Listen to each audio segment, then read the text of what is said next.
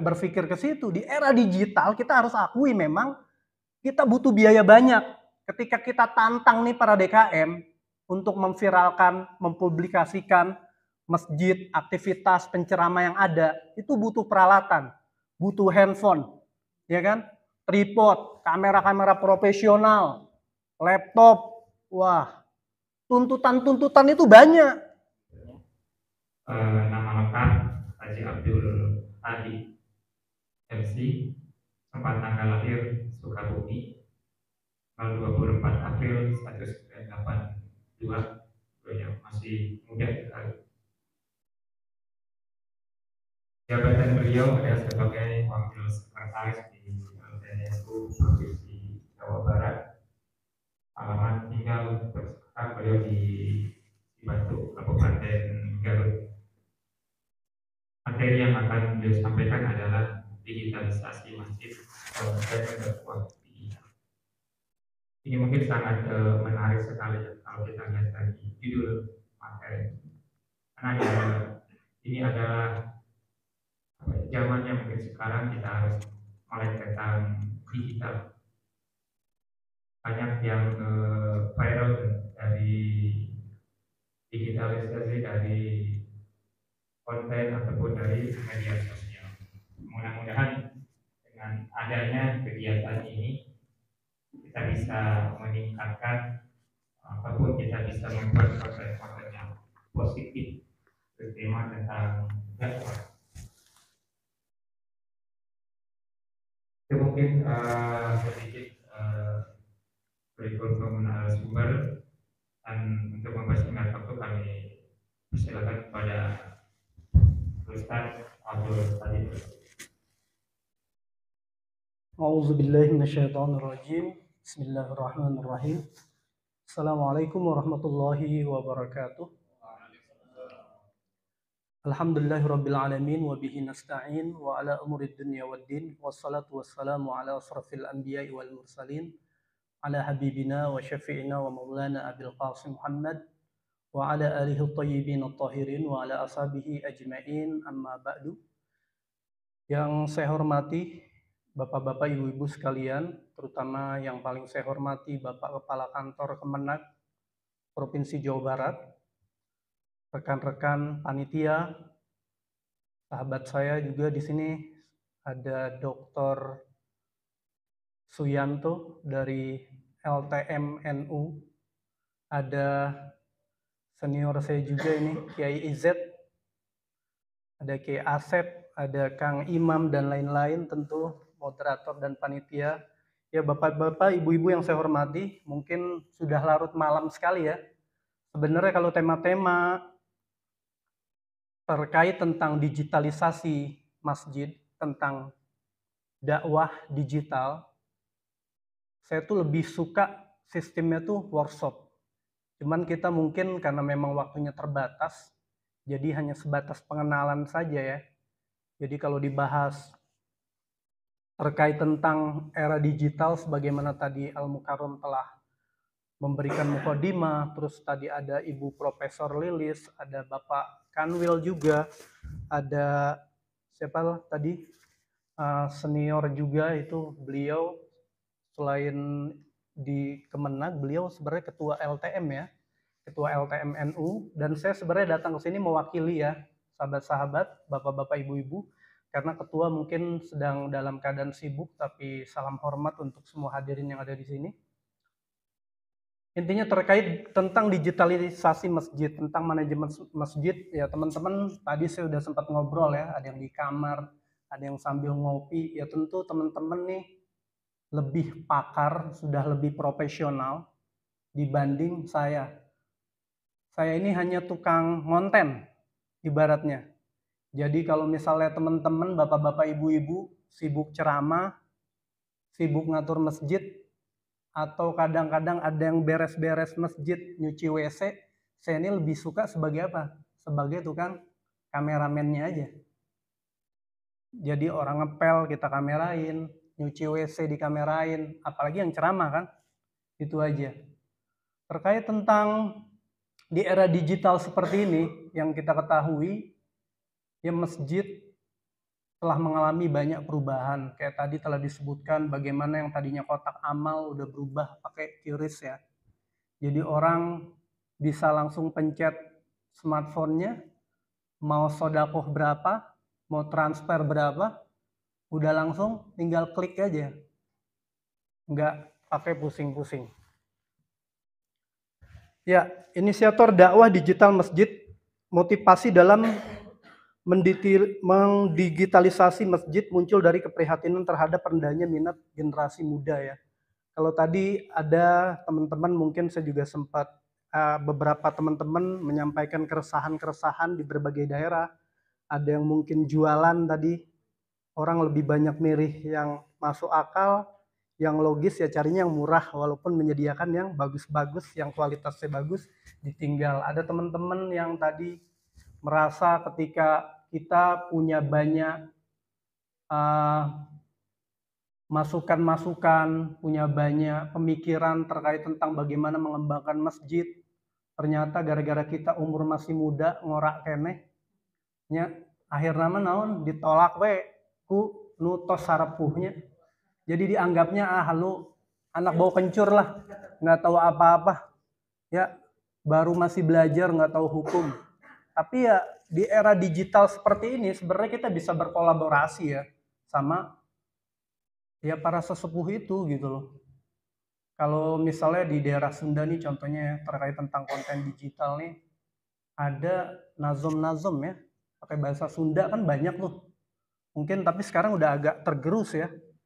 Kalau zaman dulu kan sebelum azan, kiai-kiai itu melantunkan nazom-nazom dengan bahasa Sunda, itu udah hilang tuh. Nah, anak-anak muda sebenarnya kalau dia konsen dan dia paham, dia punya smartphone ya, di era digital ini semua itu bisa dijadikan konten. Jadi ketika orang itu dakwahnya tuh nggak sebatas mental atau terpentok ke tembok-tembok yang ada aja. Tapi apa di era digital ini ya kita bisa semakin mengembangkan dakwah kita. Apalagi kalau dakwahnya bilingual atau bisa pakai banyak bahasa. Kalau di NU sendiri kan kemarin tuh baru dikirim dai-dai.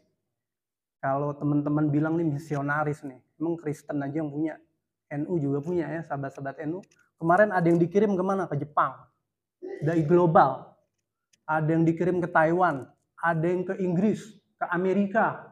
Atau tadi beliau sempat cerita nih pernah aktif dulu di Papua. Nah, ada teman-teman juga ketika momen Ramadan ini dikirim ke berbagai daerah karena memang menguasai bahasa-bahasa tertentu. Ketika dia di masjid itu aktif pakai bahasa-bahasa tertentu. Tidak hanya bahasa Sunda misalnya, dia jago bahasa Inggris, diaktifkan juga. Kemudian dibikin konten, disebarluaskan. Akhirnya itu kan dapat menarik. Apalagi anak-anak muda yang jago bahasa. Jadi kalau tadi dikatakan pengurus masjid ini harus melakukan kolaborasi. Harus ya berjam'iyah ya, nggak bisa jadi Superman atau orang yang one man show, bisa nggak ngurus masjid? Nggak bisa, dia harus berjam'iyah, berkolaborasi. Jadi siapa saja ketika kita lihat nih orang kayaknya rajin nih sholat nih. Kita lihat backgroundnya apa, latar belakang dia apa, dia punya kemampuan apa, itu kan bisa diakomodir kan. Dijadikan bagaimana kita ini bersatu padu lah. Kalau tadi orang-orang tuanya misalnya nolak, udah kita bikinin konten aja deh, dia lagi ceramah. Tiba-tiba mungkin kontennya viral. Mendatangkan ya zaman sekarang kita nggak menutup mata lah, yang dicari pasti ujung-ujungnya materi, bener nggak? Sepakat nggak? Ini ada yang punya konten ini nggak? Saya nanti larinya mungkin ke YouTube ya. Kalau terkait tentang digitalisasi masjid, teman-teman pasti udah paham. Yang punya YouTube masjid ada nggak? Yang di atas 10.000? Belum. Ciamis tadi saya mantau. Nyari-nyari Ciamis ya. Ternyata yang viral itu Abah siapa? Yang pakai yang viral itu saya cari-cari nih mana nih akun resminya nih. Tapi di Facebook tadi ada yang live tuh. Saya cek ya, luar biasa. Kalau antum Assalam. Oh, Banjar. Saya kira Assalam yang di sini nih, yang Habib Syarif. Berapa subscriber itu? Baru sedikit sih. Oh, 3. Yang 10.000 belum ada ya? Facebook Pro. Tadi saya lagi ngobrol-ngobrol di sana makan, ada juga orang Kemenang cerita-cerita Facebook Pro. Kalau teman-teman bapak-bapak ada yang main Facebook Pro? Udah berapa? 8.000, luar biasa. TikTok ada? Sabaraha, Kang? Sedikit yang kalau di TikTok sama yang apa di Instagram aktif? Berapa tuh followernya? Ya luar biasa lah. Berarti yang hadir di sini ya memang orang-orang yang memang bermain ya, berselancar lah di dunia medsos. Saya nggak mau bahas urusan seperti ini karena saya biasanya orangnya suka roadshow ke pondok-pondok kemana-mana tuh langsung praktek kalau saya. Ayo bikin Facebook, ayo bikin judul, ayo bikin tagar, ya. Kayak sekarang ya langsung praktek coba. Bapak-bapak pasti punya akun kan? Punya nggak? Ada yang punya Facebook, ada yang punya TikTok, ada Instagram ya. Coba sekarang rekam. Kalau saya mukanya jelek lah, ini abang ganteng, bewokan lagi, gagah keren. Iya, Anda mau rekam suasana depan atau bikin video short, kurang di bawah 1 menit aja lah. Sekarang. Jadi biar betul-betul apa yang coba di-upload di itu, tapi kita pakai tagar apa? Masjid berdaya, masjid berdampak ya. Apa tagarnya? Ini harusnya panitia punya tagar. Jadi masjid berdaya berdampak. Tagarnya itu ya. Masjid berdaya berdampak. Itu satu. Tagar kedua apa yang kita sepakati? Jadi Anda ngupload, kasih judulnya apa, itu belakangnya wajib ada tagar itu. Jadi aktivitas kita ini terekam. Nggak datang ke sini, makan, pulang, dapat sarung. Atau ya kita nggak munak juga ya. Pas tanda tangan, waduh jangan sampai bolos, ntar jangan-jangan transportnya kurang. Nah, ya kan? Nah ini harus ada karyanya juga. Kalau tadi materi itu udah diamalin semua, saya percaya antum ini, saya datang ke sini bukan ngajarin bebek mau berenang kalau kata orang Betawi. Karena apa? Semua antum udah lebih pakar, lebih profesional. Cuman saya datang ke sini hanya ingin bagaimana kita memiliki jejak digital bahwa di bulan suci Ramadan ini kita pernah duduk di sini untuk memikirkan umat. Seperti itu. Dengan anggaran yang luar biasa pasti. Mereka 24 jam nggak tidur nih mikirin kita datang kemari nih. Udah, ada yang udah ngerekam belum? Ayo tuh. Hah? Udah di-upload? Udah kemana aja? Yang penontonnya lebih banyak mana? Misalnya, saya penonton yang lebih banyaknya di Facebook. Berarti bikin reel ya. Atau Akang ini tadi di Instagram, enggak. Ada yang di TikTok. Atau pangersa abdi mah ngerekam helaweng kayak di bumi. Tapi setidaknya mendingan di sini dah. Tagarnya tadi apa? Masjid berdaya berdampak. Itu tagar nyambung semua, jangan dipisah ya. Kemudian tagar lagi. Kemenag Jabar. Jaya. Oh ada jayanya. Kemenag Jabar Jaya. Itu tagar kedua. Tagar ketiga terserah lah. Jadi nanti ketika kita cari, tinggal ketik itu, ada jejak digital kita. Nah itu, kalau saya sih maunya seperti itu. Kita sambil cek-cek apa. Jadi saya ini dikasih amanah ya teman-teman. Ini ada Kiai Nusantara, yang nggak nyampe, belum 50.000 ya, 42.000. Saya di sini hampir punya 29 halaman. Di atas 10.000 ya, satu halamannya. Saya ngurus sendiri tuh, 29 halaman. Kemudian TikTok lembaga resmi LTNNU Jawa Barat, ya ketua mengamanahi ke saya juga. YouTube, TikTok berapa ya? 20, TikTok kalau nggak salah udah 23.000. Kalau YouTube masih 11.000, itu resmi punya LTNNU Jawa Barat. Jadi makanya kalau kemarin Kang Imam, beliau nelpon jam 1, Anda bukan peserta, maju ke depan katanya. Jam 1, ya saya belum tidur, saya bilang emang kerjaan saya tukang edit. Jadi saya tidur paling setengah 2, jam 3 udah bangun lagi, ngedit lagi. Kalau lagi ada terjemah ya nerjemah ya. Kalau lagi nggak ada, saya bikin berita. Kalau nggak bikin konten, itu kerjaan saya. Kalau bapak-bapak kan sibuk di kantor, di masjid, di pondok ya, di sekolah. Saya udah mengundurkan diri dari sekolah. Karena ya udah mungkin Allah takdirkan saya terjun di dunia seperti ini gitu. Nah, ini ada website. Jadi ketika kita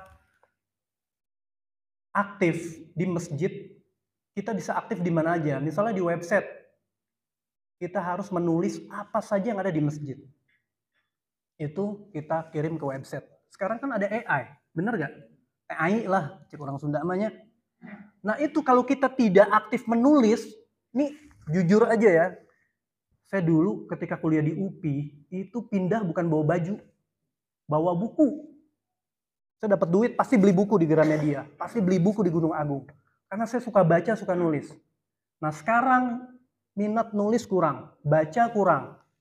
Saya cek di Kemenag tadi, lagi apa website-nya kalau nggak salah lagi ini ya. Ya, lagi down. Saya cek, pengen tahu gitu ya. Nah ini harus ada juga penulis-penulis. Jadi ada yang jago nulis, tarik dia, jadikan DKM juga. Ada yang jago ngedit, bikin konten, kasih dia. Ternyata dia jago punyanya di IG. Dorong dia. Jadi semua tuh hidup. Dakwahnya kita tuh nggak mentok di tembok. Kalau tadi dikatakan ada konflik, Muhammadiyah, NU, mau 11, mau 23, ya kan? Atau ada persisnya. Belum ada yang mazhabnya beda-beda lagi kan?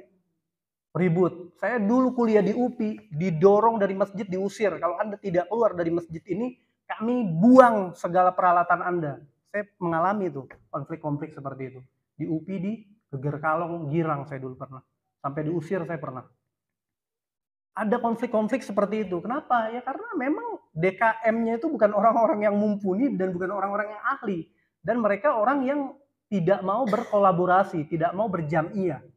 Kalau di NU ya, teman-teman, sahabat-sahabat, kita ini didorong untuk menyampaikan dakwah-dakwah yang ramah, yang moderat, tawazun ya kan, yang iktidal seperti itu. Jadi ketika kita bisa bikin konten juga dapat mengontrol siapa aja yang berdakwah. Jadi enggak nanti tiba-tiba datang pendakwah jadi provokator. Ya, tadi kata Kiai Fatoni ya, pulang tim masjid bukannya berangkulan salaman, garelut. Ayatnya gitu. Ayat. Nah, hal-hal seperti ini bisa viral. Tapi viralnya negatif ya, teman-teman. Nah, kita nih DKM maunya bikin viral nih yang positif gitu kan. Kayak bikin koperasi, bikin badan usaha, buka pom bensin, atau tadi ada yang buka ruko. Nah, ini kan kalau dipublikasi, terus kalau Akang tadi mau bersaing misalnya jualan, bikin TikTok. TikToknya juga harus hati-hati. Harus nanti sampai bisa monetisasi, terus bisa dapat keranjang kuning. Udah nggak mikirin duit lagi. Ini zaman sekarang mikirin, ya pulang dari Kemenang, gua rekening diminta, NPWP diminta, cair berapa belas juta ya buat masjid gua nih. Ya kan? Kita udah nggak berpikir ke situ. Di era digital kita harus akui memang kita butuh biaya banyak. Ketika kita tantang nih para DKM untuk memviralkan, mempublikasikan masjid, aktivitas penceramah yang ada, itu butuh peralatan, butuh handphone, ya kan? Tripod, kamera-kamera profesional, laptop, wah, tuntutan-tuntutan itu banyak. DKM yang udah sepuh geleng-geleng nggak? Ah, lu cana naon udah pengen peralatan. Bener ini, iya kalau mau profesional, ya teman-teman bisa lihat lah masjid-masjid yang lain kenapa bisa terkenal, karena publikasinya bagus, medianya bagus, mereka tuh aktif di medsos. Jadi udah mengerti betul nih kita di era-era digital, di zaman-zaman AI. Kayak bikin apa tulisan-tulisan aja teman-teman tinggal kasih berapa paragraf dia nulis sendiri sekarang. Tapi ya tetap harus diedit ya. Itu teman-teman.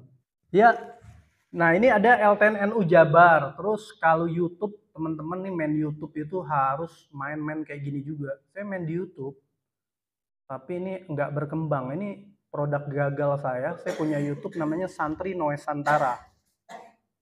Ini produk gagal yang udah 20 ribuan lebih, tapi nggak bisa monet. Kenapa? Karena yang saya rekam, ya lalwaton, ya lalwaton, ya lalwaton. Punten ya, Kiai Asep. Ya. Ada lagi yang saya rekam non Indonesia. Tadi kita nggak ada ya di sini ya. Biasa kan suka ada tuh kalau resmi-resmi. Nah itu kena copyright ya teman-teman ya. Saya keliling-keliling menemani salah satu tokoh dulu di Jawa Barat. Dulu saya nemenin, mungkin kayak Asep kenal sama Habib Umar. Dulu sempat dapat penghargaan dari Kapolda, ceramah di samping Jokowi. Saya abadikan di konten-konten seperti ini. Tapi kadang-kadang kalau kita di Nahdien itu, kita suka ada hiburannya ya. Nanti ada sholawatan, tapi kena copyright, akhirnya kita nggak bisa dimonetisasi. Tapi kalau LTN punya ya, LTNNU Jabar itu punya, itu bisa dimonetisasi. Mungkin teman-teman bisa cek lah LTNNU mana ya? LTNNU Jabar.